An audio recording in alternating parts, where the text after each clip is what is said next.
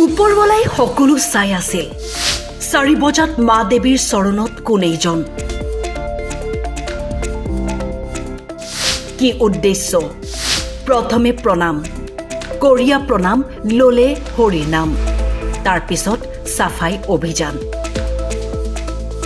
গোখাইগাঁৱৰ কচুগাঁও ঐতিহাসিক মা মহামায়া মন্দিৰত প্ৰৱেশ কৰে এইজন লোক লগত আৰু দুজন উদ্দেশ্য যিয়েই নহওক মা দেৱীৰ সেৱা ল'বলৈ পাহৰা নাই প্ৰণাম কৰিয়ে মাৰ বেদীত খোজ দিয়েই আৰম্ভ লুটপাট মন্দিৰৰ পৰা প্ৰায় 10 তোলা সোণ আৰু ৰূপৰ অলংকাৰ লৈ উধাও হ'ল চুৰ এই মহামায়া মন্দিৰত পুৱা 3:30 বজাত এটা চুৰিকাণ্ড ঘটনা হৈছে তো তাতে চিচিটিভি ফুটেজত 3জন চুৰি কৰা তাত দেখা গৈছে আৰু লগতে মাৰ অলংকাৰ মুকুট আছিল আৰু সোণৰ অলংকাৰ আছিল এইবিলাক চুৰি কৰি লৈ পেলাই মোটামুটি 10 লক্ষ টকাৰ অধিক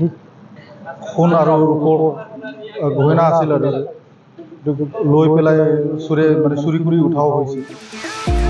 প্ৰায় 10 লাখ টকাৰ অলংকাৰ লৈ যায় চুৰৰ দলটোৱে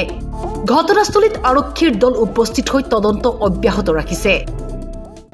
পুলিচ প্ৰশাসন আহিছে তো স্থানীয় পুলিচ আমাৰ কচুগাঁৱৰ ওসি লগতে গোসাইগাঁৱৰ SDPO ছাৰেও আহিছে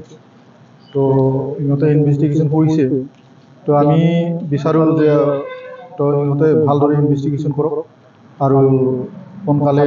চোৰৰ পৰা আয়ত্ত কৰিবৰ কাৰণে মই ইহঁতক অনুৰোধ বিচাৰিছোঁ চিচিটিভি ফুটেজত 3জন চোৰে তলা গ্ৰিল ভাঙি সোমোৱা প্ৰত্যক্ষ হৈ যদিও এজনক স্পষ্ট দেখা যায় 24 ঘণ্টাৰ ভিতৰত আৰক্ষীয়ে দোষীক কৰায়ত্ব কৰি উচিত শাস্তিৰ দাবী জনাই মন্দিৰ পৰিচালনা সমিতিয়ে গোখাইগাঁৱৰ পৰা বিশ্বজিৎ চৌধুৰীৰ ৰিপৰ্ট টাইম 8 এই মহামায়া মন্দিৰত পুৱা 3:30 বজাত এটা চুৰিকাণ্ড ঘটনা হৈছে তো তাতে চিচিটিভি ফুটেজত 3জন চুৰি কৰা তাত দেখা গৈছে আৰু লগতে মাৰ অলংকাৰ মুকুট আছিল আৰু সোণৰ অলংকাৰ আছিল এইবিলাক চুৰি কৰি লৈ পেলাই মোটামুটি 10 লক্ষ টকাৰ অধিক সোণ আৰু ৰূপৰ গহনা আছিল আৰু লৈ পেলাই চুৰি কৰি উঠাও হৈছে পুলিচ প্ৰশাসন আহিছে তো স্থানীয় পুলিচ আমাৰ কচুগাঁৱৰ ওসি লগতে গোসাইগাঁৱৰ SDPO ছাৰেও আহিছে তো